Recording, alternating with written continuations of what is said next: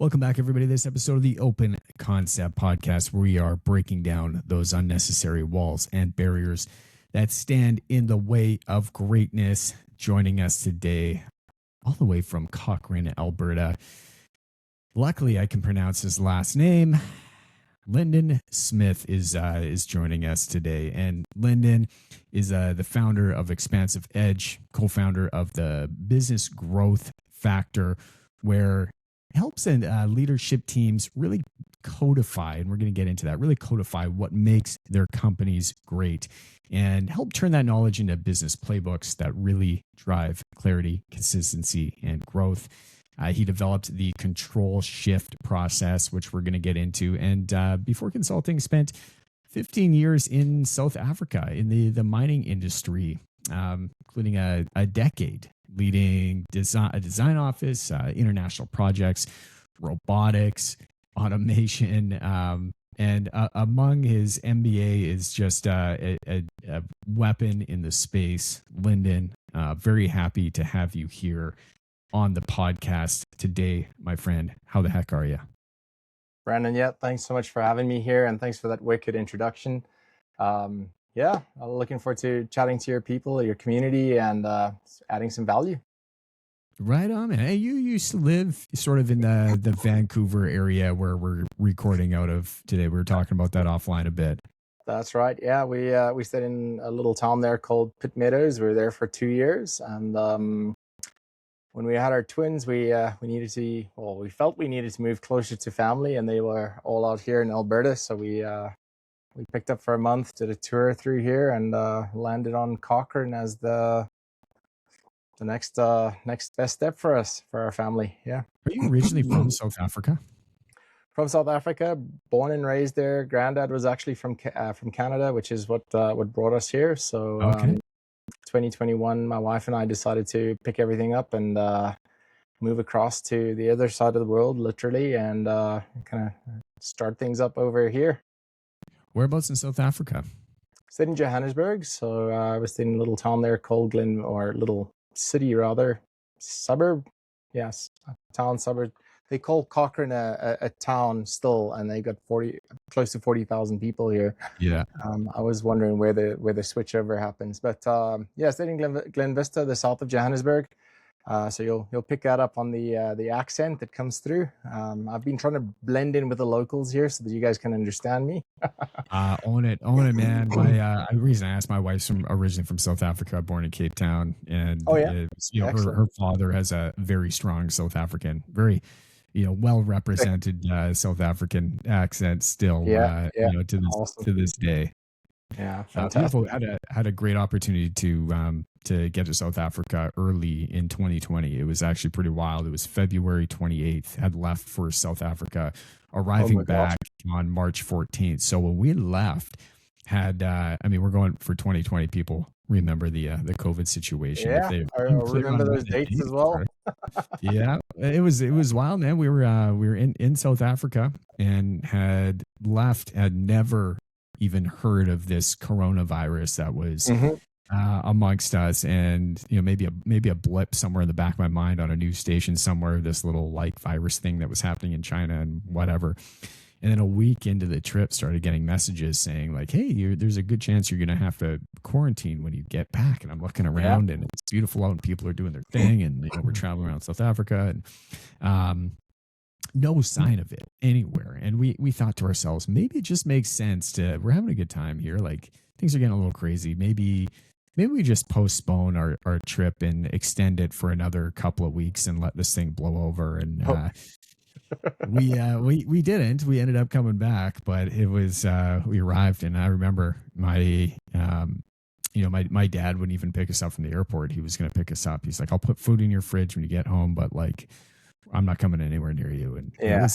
it was wild, but that was, South Africa was a beautiful place other than the little jaded, world crumbling Little thing jaded.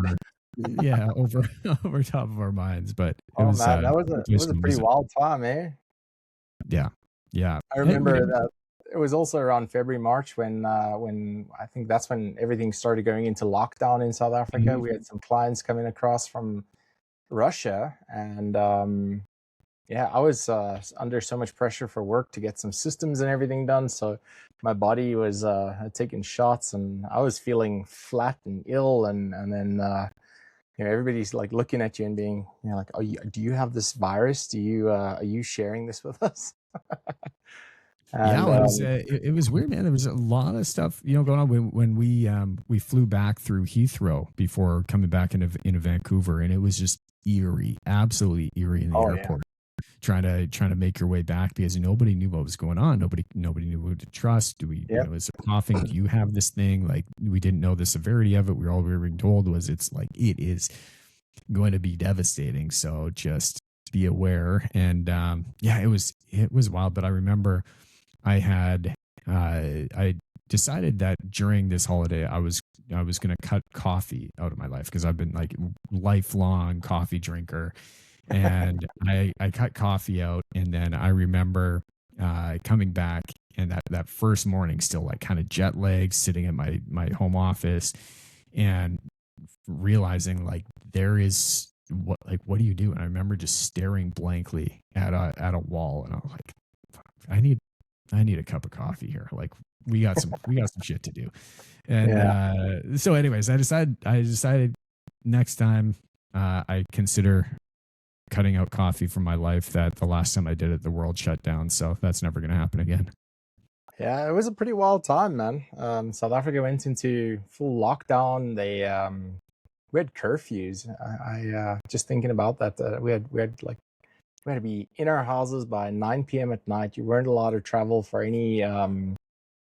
You needed permits to get from certain locations to wherever you're going. It was unreal. And then I remember when we got to South Africa, to Canada, when my wife and I eventually came across, because we sold up our house, our cars. We had already shipped all our stuff from South Africa to Canada, and we're scheduled to fly out. It was the 17th of January, 2021, Mm. and then the airport got shut down in South Africa.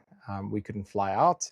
And then we waited for the airport to open in South Africa, and then the connecting flights weren't open, and then Canada wasn't open. So we got stuck there for about 7 months. I think we eventually came across in August, and we just decided we were going to become tourists in our own country, because we kind of, had everything sent across, and we were kind of in limbo. And so for about a half a year, we were kind of just in limbo with life and everything, and just waiting for an opportunity to fly across from South Africa to Canada to get this next chapter of our life started. So it was pretty wild. And the day that we flew across, we'd been traveling for it's a solid, I can't remember how long it was, but it was a solid 24 hours at least that you're flying. Now you're Yeah. jet lagged, you're tired from the flying.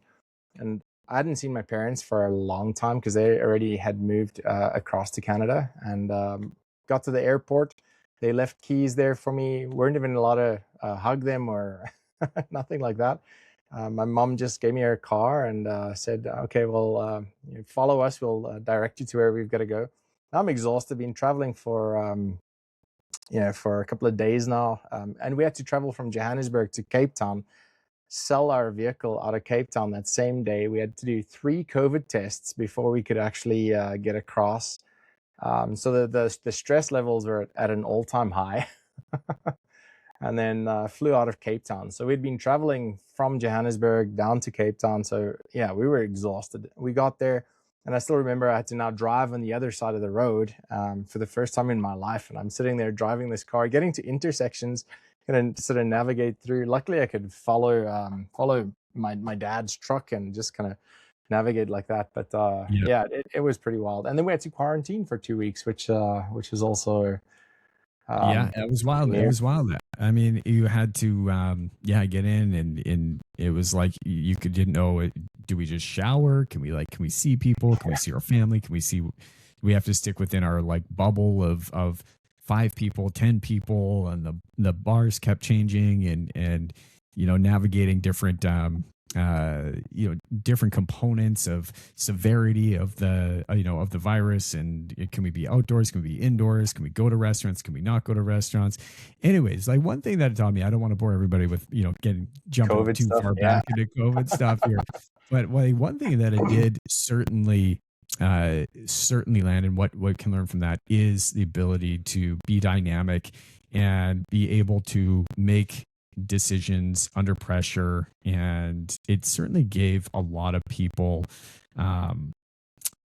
you mentioned going through this limbo stage, this life contemplation stage. It did open up a lot of space for people to start considering what things really meant to them, and the things that really lit them up, and the things that they valued, and where they should ultimately start spending their time, and really start evaluating things. So I think it was a very powerful moment. But people, I think, realized through that they generally needed some parameters on Yep. the direction that they were headed. But it did open up the ability to try a few things, test some waters, see what you like, see what you didn't like.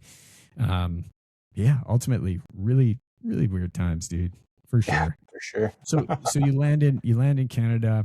Tell us about Expansive Edge here, right? You've obviously seen a need to develop this company. You understand that businesses without playbooks, businesses without direction and guidelines, is simply not a business that is going to be scalable. But where did the demand for Expansive Edge really come? Like, where was that sitting with you when you decided this is something that businesses need? You saw probably a space in the market that was Real quick before we get back to the show, if you have heard anything on this podcast that has resonated with you, or if it's helped you in any way, appreciate more than anything in the world if you could go hit that subscribe button or leave us a review. It helps us tremendously. I want to go back to being able to continue to serve and do more and more, and help out and get bigger and bigger guests on, better and better. The only way that I can do that is with your help. I'm so honored to be here. Let's get back to the show. Appreciate you. Have a wonderful day. And fulfilled, and started building Expansive Edge. Give us some insight as to what Expansive Edge is, and where that started to become such a big North Star for you. Yeah, so I mean, to jog back to probably about 15 years ago when I led a design office, ran projects. One of the responsibilities that I was tasked with was to create standard operating procedures for our departments and for our team. And I had absolutely no idea where to start, how to do it, how to structure it. I didn't know what I was doing, to be completely honest with you. So I had to dig and learn and create all these procedures. But when you go through that whole exercise, you realize you're creating standards based on best practices, or what everybody else says that your business should be doing. But the reality that I discovered over time was you actually want to codify or standardize how your team think, the logic that they apply, because best practices in the industry aren't always your best practices in your company. And I think that's a lot of the time, we take a look at what it should be and not what it actually is. And when we start creating these standards, the problem is you're creating this expectation that you want everybody to live into, or where the reality is standardize how you're actually doing the work, and then you can start improving it. But if you create the standard and expect everybody to step into that, you're going to fall short. And where Expansive Edge was born, I worked for a company in Vancouver for a bit and helped them grow from 240 employees to around about 380 within a year. And I figured, I always wanted to do something big, and I never really wanted to be employed per se. And I thought this is a great opportunity. This is a great use case. I've learned a lot in this process, and I can kind of replicate this and help out tons of other companies and get them scalable and get them into a position where the owners or the owners in the company are not always the bottleneck. Because I mean, you've got a team, you've got you are the bottleneck for the most part. And the whole concept of it is to extract everything that you've got in your brain and codify that so that your team have got access to you. You are the clone that we're bringing into the solution. I mean, that's the ideal of it. Essentially, is we want to extract everything that you've got in your brain, put that into a solution where people can access, consume, and even contribute to and improve that over time.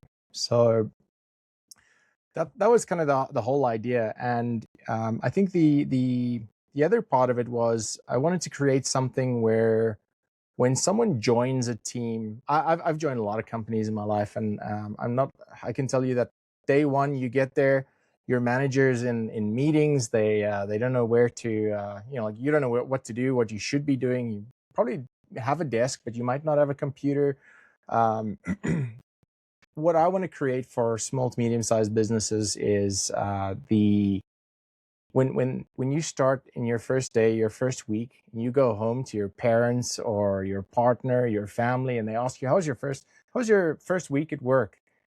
You say, I joined the A team. These guys are amazing. They've got things dialed in, because you get there, everything's ready for you. Everything's prepared. The structure, everything is like ready for you to perform. You've been set up for success from day one. And that kind of sets the precedence for everybody on the team to perform and act the same way. Yeah, so many questions and so much to unpack here. The thing I want to start with is standards. And you mentioned codify or document the way that you are doing things now so that you can improve upon that and set those standards. But what do you find goes wrong when people start to set standards, when leaders, when business owners get this idea in their mind that, oh, you need to set the standard, so they do that, but where do they get that wrong? And when I understand that standard starts falling short of what it is that they expect, of what it is that they've written down, of what it is that they've gotten an agreement on, where does setting the standard and meeting the standard start to fall short? So, well, you probably heard that saying, everybody works to their own strict set of standards, but there's no company standards. So Bob and Mike could be, working to their standards, but that's not the company standards. And I think where it falls short, Brandon, is it's really when you're putting these things together, you've got to involve the team so that you can take a bit of what Bob's doing, a bit of what Mike's doing, and create the company standard, those best practices that the company follows. You've got to enroll everybody into into what you're doing, and you've got to get people to take ownership to a degree. If you're setting the standard for them and they're not taking, there's no level of responsibility or ownership in that process of defining and documenting those procedures and standards, then it's something that's being pushed down to them. Whereas if they're involved in the process and they're involved in the the making of it, that you got much better adoption, and people will follow them. And that's because I think when you're building these agreements and building these standards and building these processes, if it is collaborative or somebody else is contributing to building it, then by design, they're agreeing to it as being the correct process. Yep. And there can be more accountability there if they are building it and then following it and agreeing to it versus being told what it is that they're going to do. And they say, hey, I never agreed to it. I don't actually think that this is the right way of doing it. I'm doing it because this is something that one person has said or one person has designed without any real contribution by inherently going through that process and not getting buy-in from the team, you are just not getting ownership and accountability to those standards that you're setting. Yep. And get them involved in the process.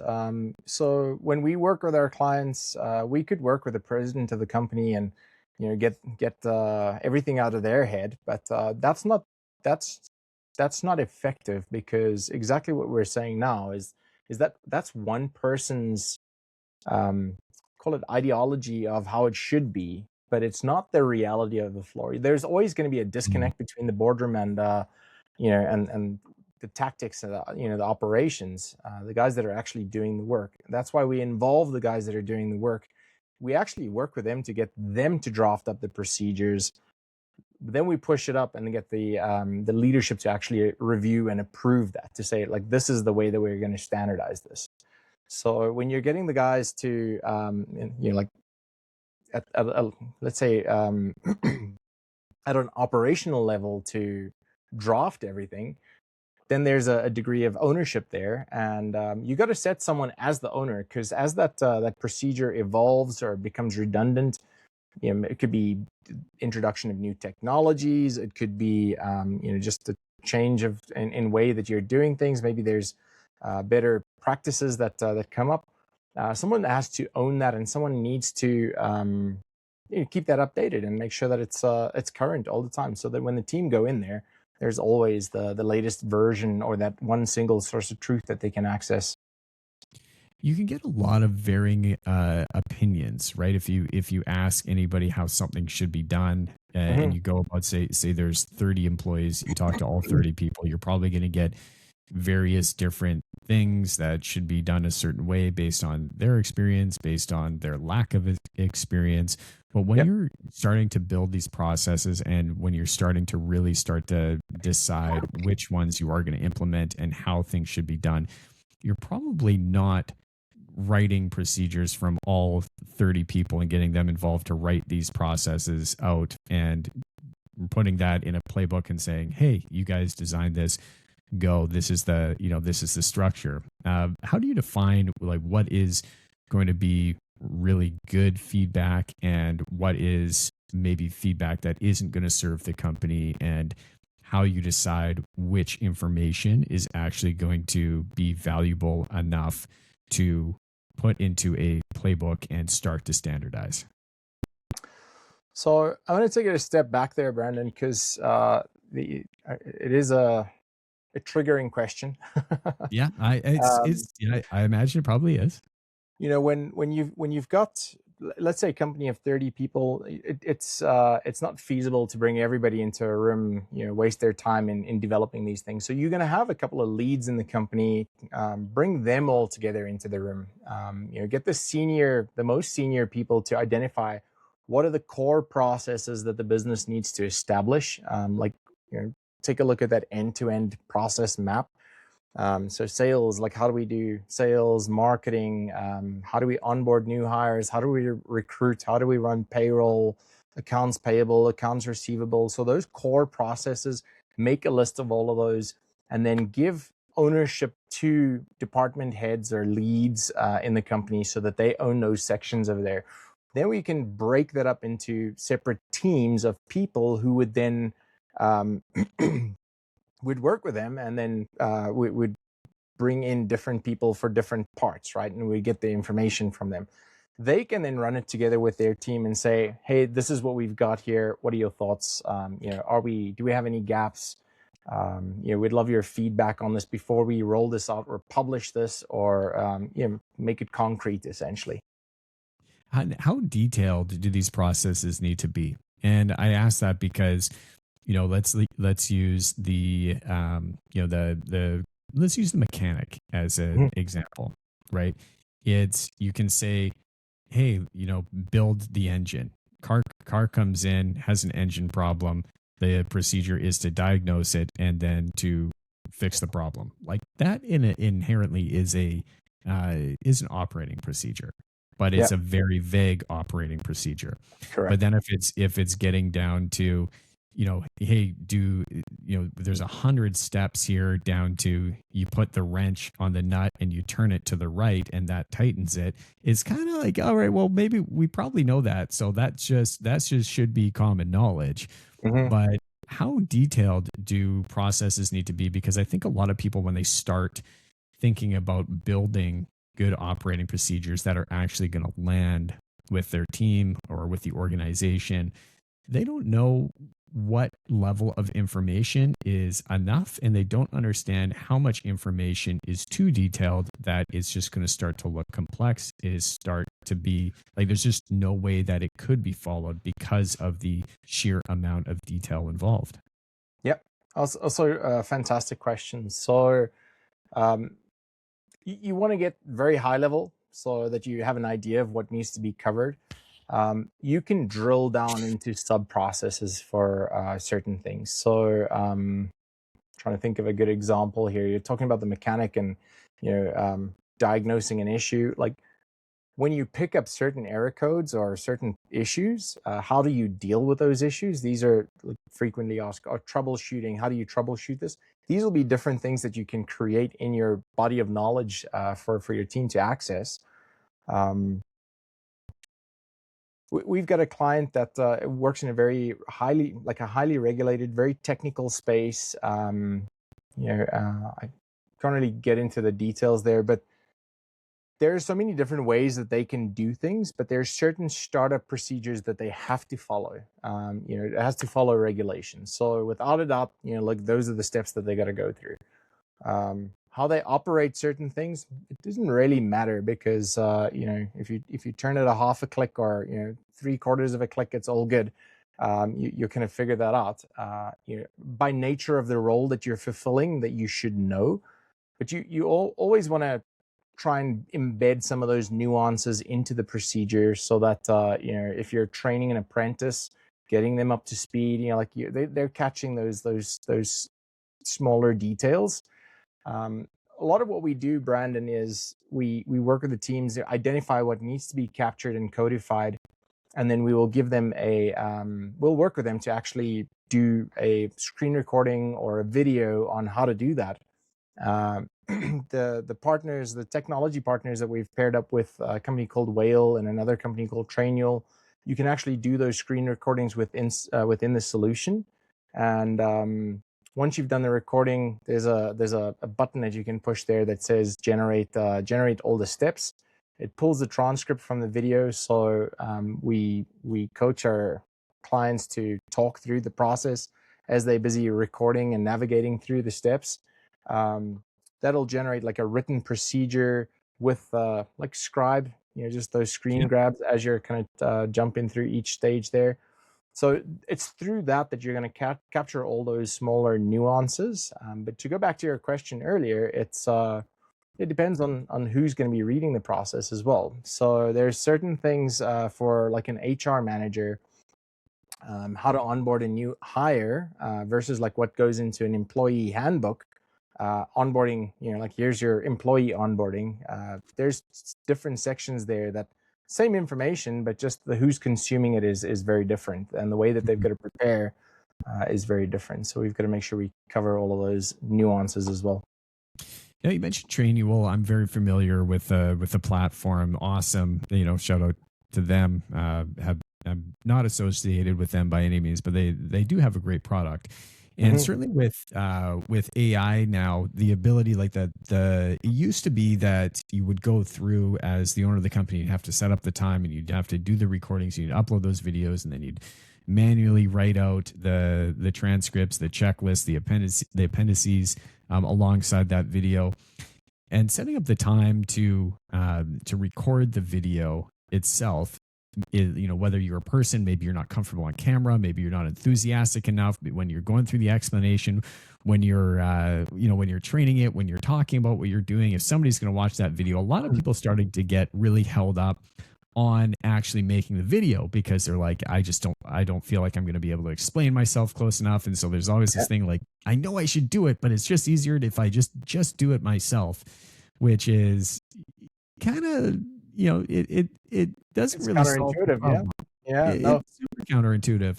Yeah. But now, now you can even, which is a great option, is even with relatively good prompts, develop an AI avatar that can bring the energy, can bring the Mhm. nuances, can create the explanations as well as the transcripts. And so there's a lot of that like even you as a human being don't necessarily need to get on camera when you are explaining how to run Yeah. certain processes and explanations.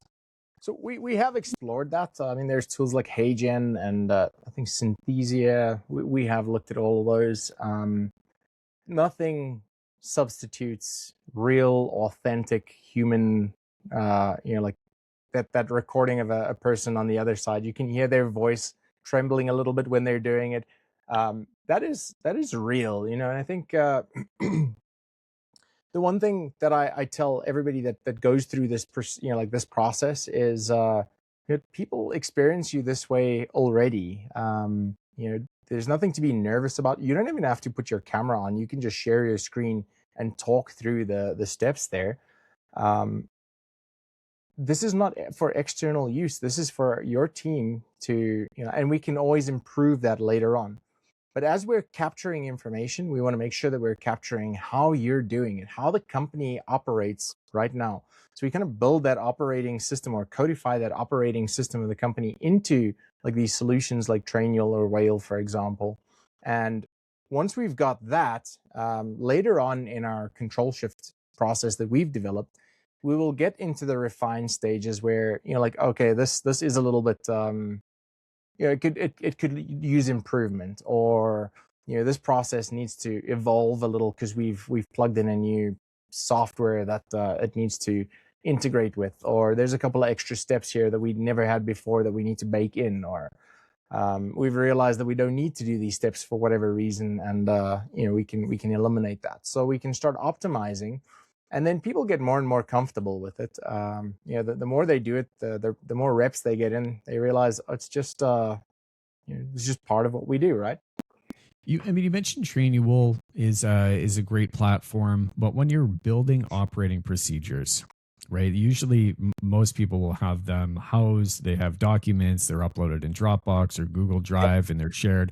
But the challenge is they get built, but they don't get reviewed. They get implemented once or reviewed maybe once a year, but then it's kind of goes on as business as usual. Yep. And you wonder why processes aren't involved. And to the mechanics point there, it's like if he's looking to do something, is he looking picking up a textbook? Is it a binder full of paper? Is he logging on to an app that maybe he has doesn't have great Wi-Fi on and is trying to connect and searching through all of these videos and doing that? Or is it simply, I'm just going to take a picture of what I'm dealing with, upload it to ChatGPT, ask it a few questions, and it's going to come up with some sort of resolve for me. But the procedures that you're building, where do people find just generally housing them as being the most effective? Because I know from experience, not many people are going to open up the binder for the project management playbook or the sales playbook and start reviewing that and have that open with them while they're making sales calls or while they're on a job site that going through and troubleshooting and doing all of this stuff, because they kind of like they've read it once. Mm-hmm. They should know it, and then they start kind of Yeah. diving away from it just simply because of the barrier of where that information is held. Where if they had something that was very simple to open, to look at, if they had a question to reflect on, to easily find where in the playbook versus opening an index, a table of contents, going through, the appendices section and finding that one little piece of information that they need, that can be not super effective. You're pointing at your cell phone to me right now for people that are not Yeah. watching and you're listening here. So I know you got. So there's a couple of things there.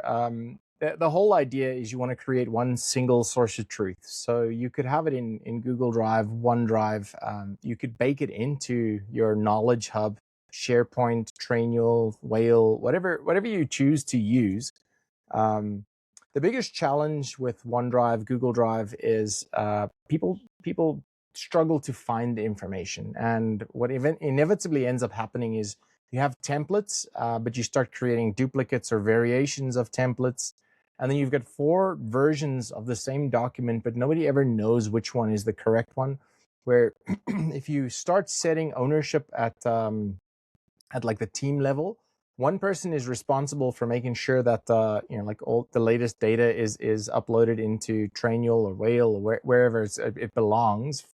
And then anybody that needs a template or needs a document goes to that one single source of truth. So it could be Google Drive or OneDrive. The problem there is searchability, and that because people copy and move and paste and create variations of it. If you're looking for that one template that you know is the latest, the approved document that everybody should be using, you can just go and search for that. Now, with Whale, they've got a really cool feature called Copilot. It's literally a Chrome extension that you click on, and then it opens up your little manual on the side as you're going through things. So if you're working through, if you're like new bookkeeper in your team and they're working through QuickBooks and they need to figure out how do you do certain things, they can watch the videos on the side there. They've got like a little Copilot on the side of the screen. So it takes up maybe 20% of the screen on the side there. Or you can actually just access the information on your mobile device. So they've got apps. You can just go and search for whatever you're looking for.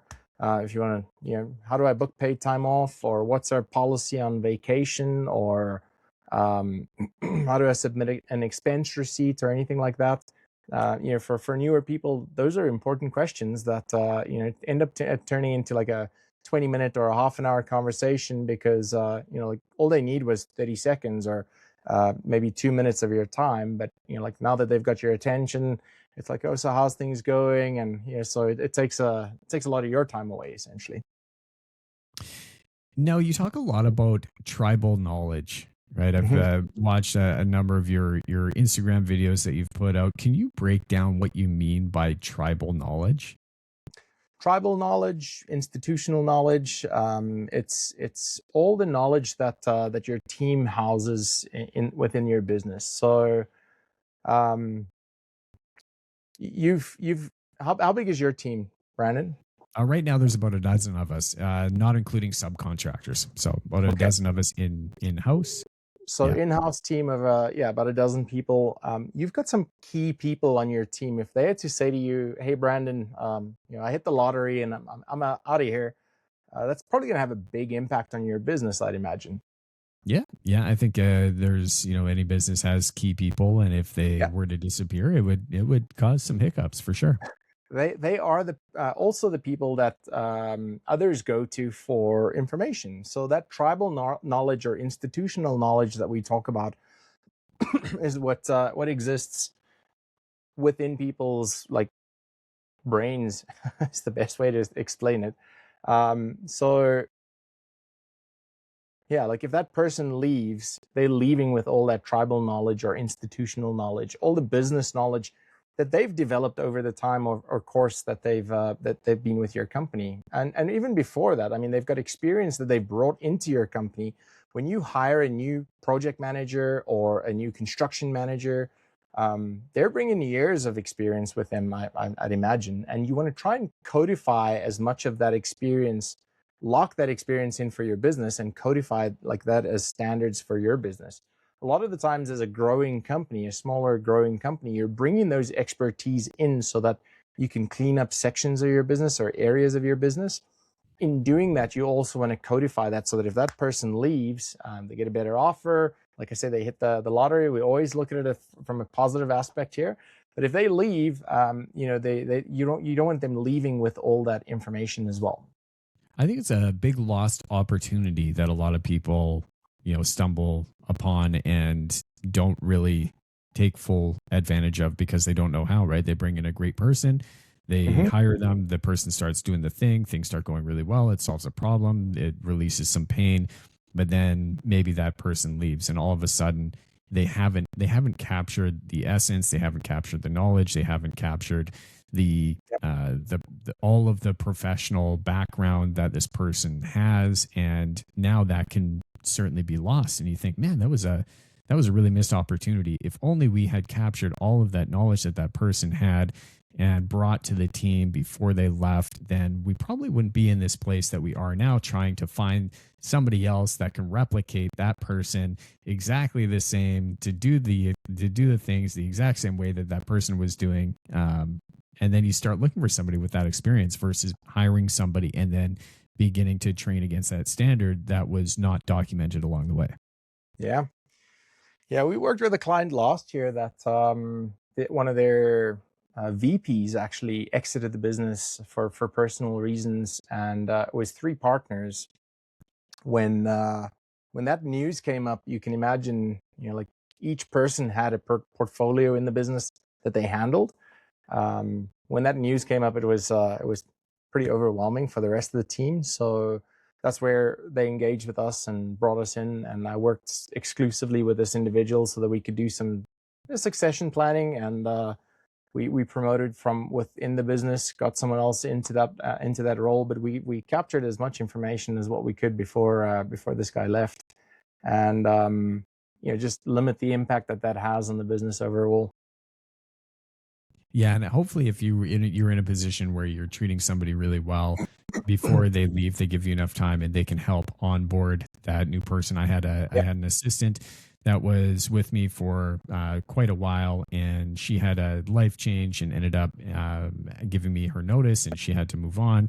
But what was super, super powerful was when I brought on my next assistant, she was able to stick around, really be that key person that was helping to onboard, train, and go through all of the processes that we had built together to make sure that this person was really understood the role. This person really felt like they were taken care of. And it also saved me a huge amount of time so that I could continue focusing and not miss a beat in the business as somebody new was being onboarded. And we're in a situation where very few of those balls got dropped, and we're able to expedite the training process, the onboarding process very quickly, because we got into a habit of continuing to document, and that person had a very clear checklist and playbook of things that they needed to go to make sure that their role was going to be a success, and that they were set up ultimately for the highest success possible. Yeah. I mean, you nailed it on the head there. You set them up for success right from the get-go. And by having all those procedures or workflows documented, it just makes that transition a whole lot easier. Even though you needed a little bit of hand-holding, that person then can ask the right questions and not just, hey, I'm here, tell me everything. Tell us about the business growth factor. Yeah. So business growth factor is a partnership. A gentleman named Josh Lanehorst and myself, we connected a couple of years ago, started writing a book, and then realized the chapters of that book need to be defined not just by ourselves and our knowledge, but by community. So the idea was to build a community where we bring in other subject matter experts into the mix, and giving them an opportunity to showcase and demonstrate their expertise. So it is really just that. It's a community. We provide people with the opportunity to have a podcast like this, and do like webinars, and just really demonstrate their expertise. And then we bring other like business people, service-based businesses into that space as well. And they've got a whole pool of resources or experts that they can lean into, depending on what problem or area of their business they're looking to get support with. I love what you mentioned there, because what you're talking about doing is exactly the same thing that you discussed should be done when you're building procedures, is the same way that you're going about building your book, is getting input from the people that you think it is going to reach, and the people that you feel are going to be able to provide the best information along the way. Similar to, when you're going to the front line or you're going to the leaders in your organization and saying, hey, help us define these operating procedures. We want to build something that is really incredible. It's the same way that you're going about building your book, right? It's providing feedback from the people for the people. And I think that that's 100%. that's a super powerful way of going about it. Yeah, it's about the collective. I think there's that good old saying, "Build it and they will come." It's not accurate. You've got to sell it and then build what the people want, right? Like you got to have those conversations with people, understand what they want, and then you build it for them. I mean, it would be the same process that you go through with your clients when you're building them a home, right? You don't build a home and then try sell it. You find the client, find out what they want, and then you go through a whole lot of discovery or conversations to understand what they want and need, and then you go into the building stages, right? 100%. Otherwise, you're not really solving a problem that somebody is going to see as valuable. Yeah. Love it, man. How has AI really looked at it and started, or how are you looking at AI and how is it starting to really potentially impact your business? And I say that because operating procedures, when we started building them in our company over 15 years ago, it started with a blank document, Microsoft Word, a lot of brainstorming, a lot of notes, and going through how are we doing things and stepping out kind of like piece by piece by piece and putting frameworks over here and frameworks over here, and then reshuffling them around on the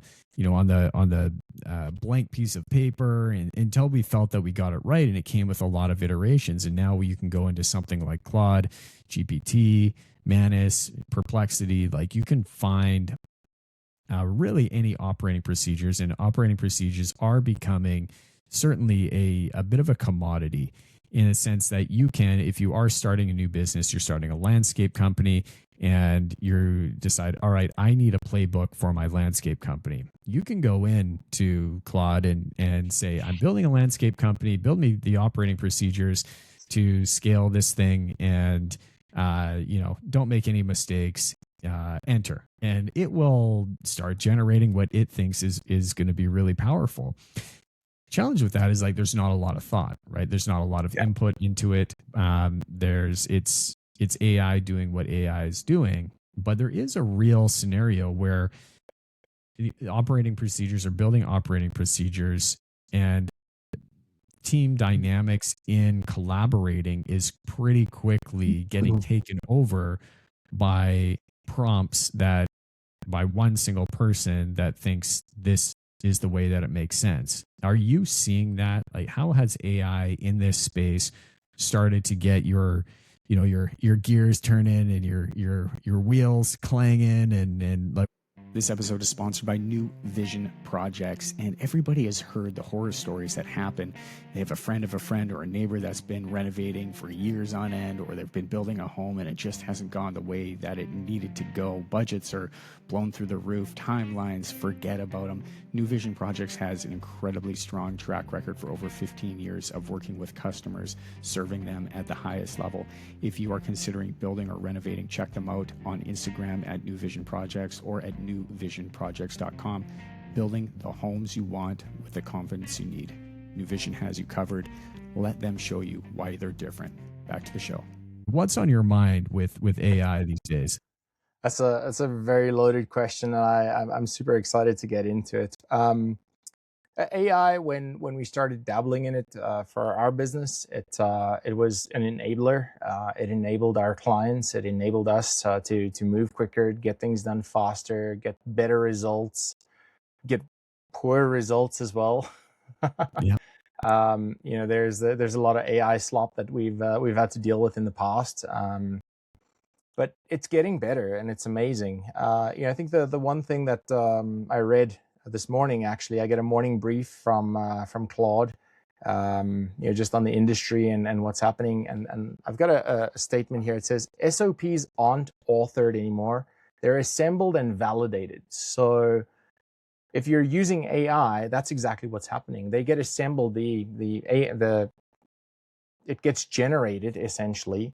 And then someone still needs to validate them, and that's where the human element comes in, right? They still need to do the do, right? They still need to do the doing, and get things done. So from that respect, I think it has been an enabler. It can help you move quickly. but it still needs to. I mean, a really great example is I've been working with some clients to develop some policies for their business, and first draft was AI and was a good baseline, but none of it was really relevant because it didn't really speak to how the team were operating. It didn't factor in what they had in their employment contracts with each person that was there. So we really needed to bring in all the different pieces there. The problem that we've experienced is, everybody's an expert at AI, and everybody's going to go run to their tool or their model or whatever they're using, and they feel like they've got to have some input. But it is, like it's just taking that mess and then cleaning it up and making it really good for consumption, essentially. So that's the point, that statement that I had there. SOPs aren't authored; they're assembled and validated, and I find that's where we're working with our clients to assemble those SOPs, those policies, procedures, and then we're getting them to validate them, because we can draft it up for them. We can get like best practices for their industry, for their business. But at the end of the day, it needs to be validated by them to say, hey, this is how we're going to do it. This is how we're going to use it. This is, this is how we're going to lock it in, essentially. This is the standards that we're creating. On the other side of your question there, you're talking about AI.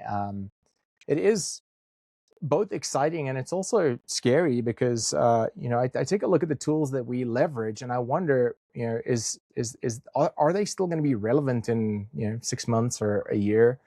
Can you not just create a vector database, plug everything inside there, and like we have Dan AI, and like that's his brain.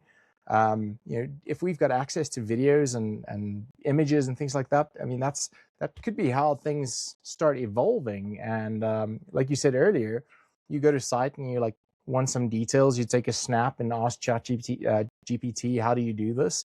And it gives you the step-by-step procedure. It might not be your company procedure, but you can design that inside its own database.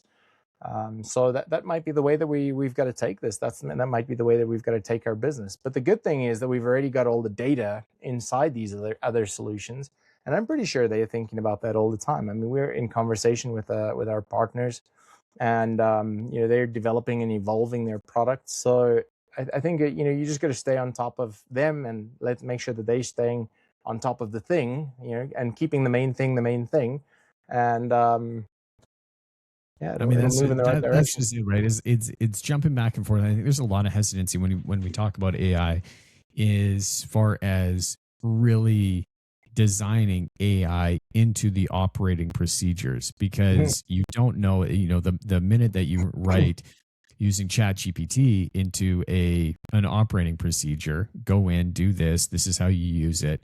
All of a sudden, something new has come up that you're able to do it better, and now you're pivoting, and all of a sudden, your whole process that you're using ChatGPT for doesn't support the same sort of thing that Claude might, or Manus might, or whatever. And now you're thinking, all right, this is moving very quickly. So we just implemented this process with GPT. I actually don't want to use that anymore. Let's go to Claude.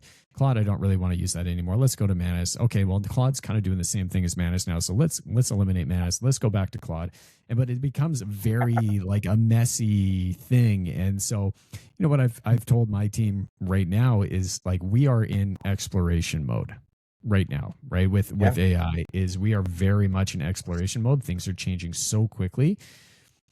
Getting used to all of these programs, playing around with them, understanding what is possible is going to begin to give some clarity. You can't necessarily gamble, or I think a lot of people don't have confidence on gambling specifically on a certain program and really utilizing that and leveraging that as a key fundamental operating procedure in their business, because they don't have confidence that some other program is going to come around and just kind of wipe out that program that they're using, and that can become obsolete.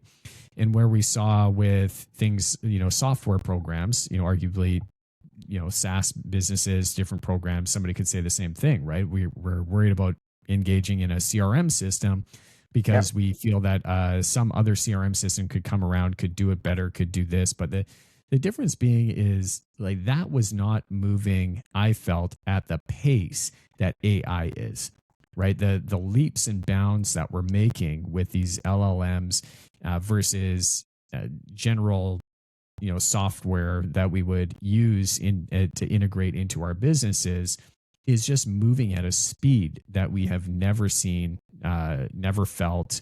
And so there is certainly just some uncertainty as to, is this going to be the right program that is going to be a cornerstone of our business, something that we always use, write that into procedure, come hell or high water, this is the tool that we're using for long term. That is still kind of unclear for a lot of business owners. 100%. And I think the consideration is, if you've got your process mapped out, you can identify what problems you want certain tools or certain softwares to solve for you.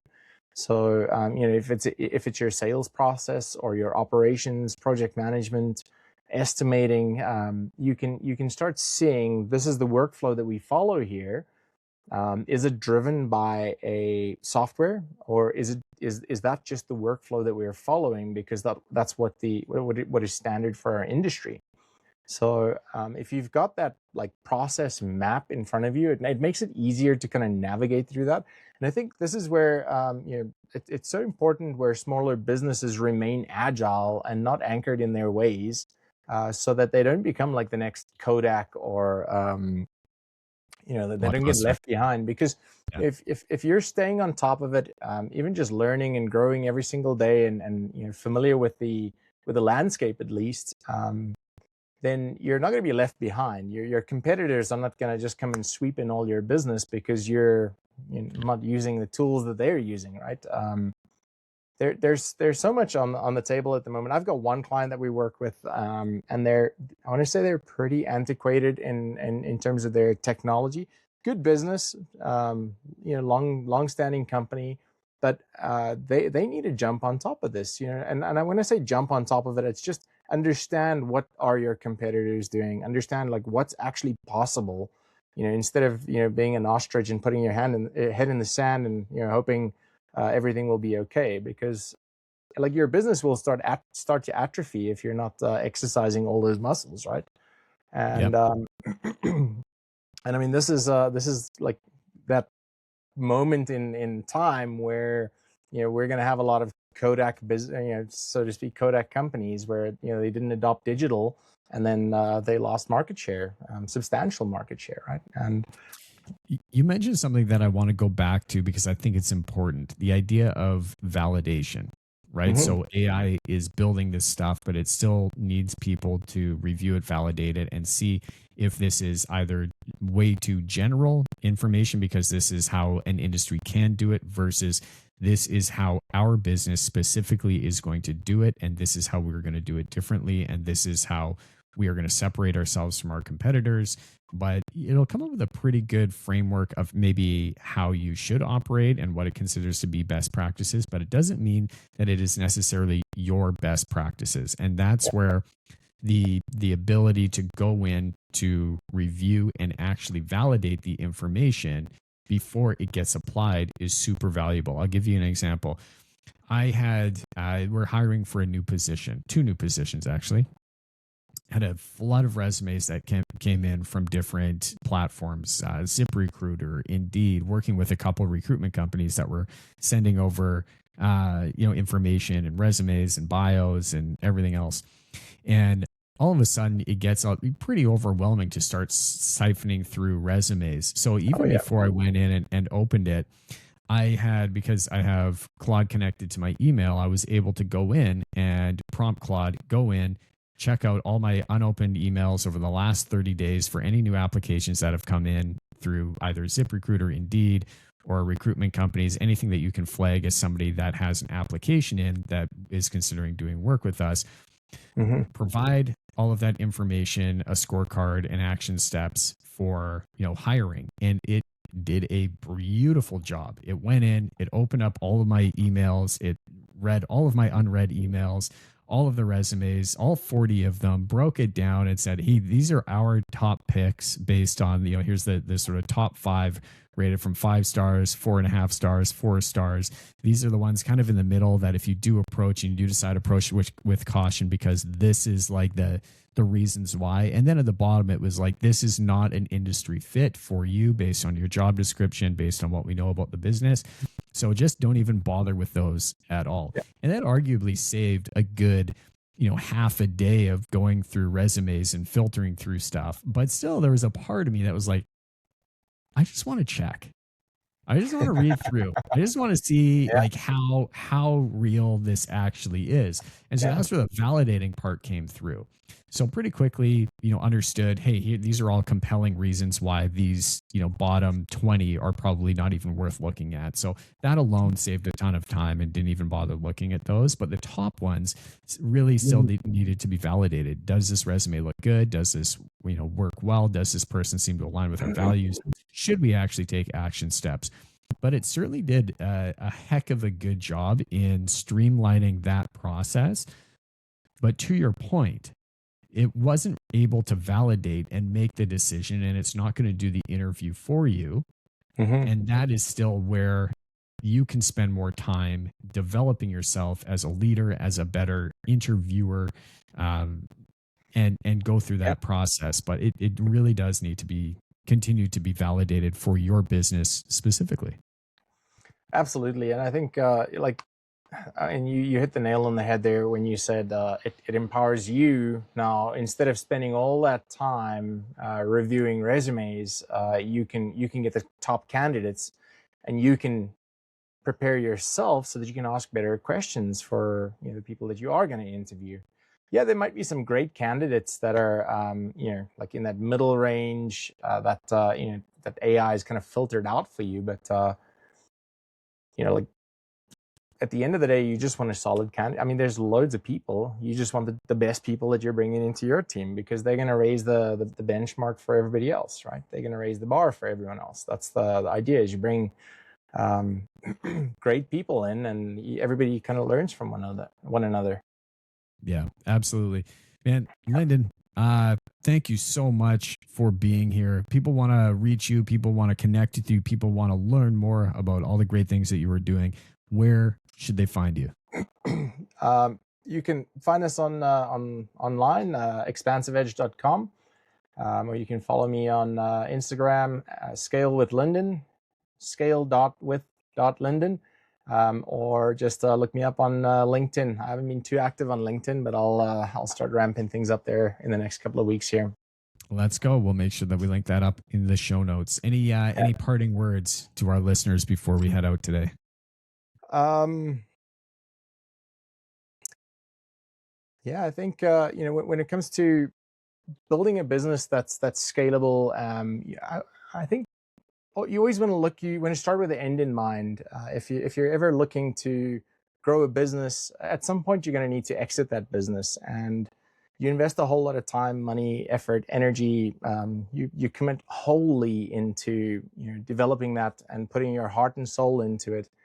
When you need to leave that business, you want to get maximum value for it. And I think the reality is, if you can't exit the org chart of your business, you're not going to get a solid return for that. So always start figuring out how you can start removing yourself from that org chart in your business. And I think Dan Martell's got some great tactics on buying back your time and delegating. But ultimately, you want to remove yourself from that org chart and create a machine that can operate without you having to be instrumentally involved all the time. Love it. Lyndon, thank you so much for being here. Really appreciate your day, your time with us. And to our listeners that are still out there, as always, here rooting for you to win. Until next time, stay blessed. Peace. Cheers. Rock and roll. We'll see ya. Thanks, Brandon.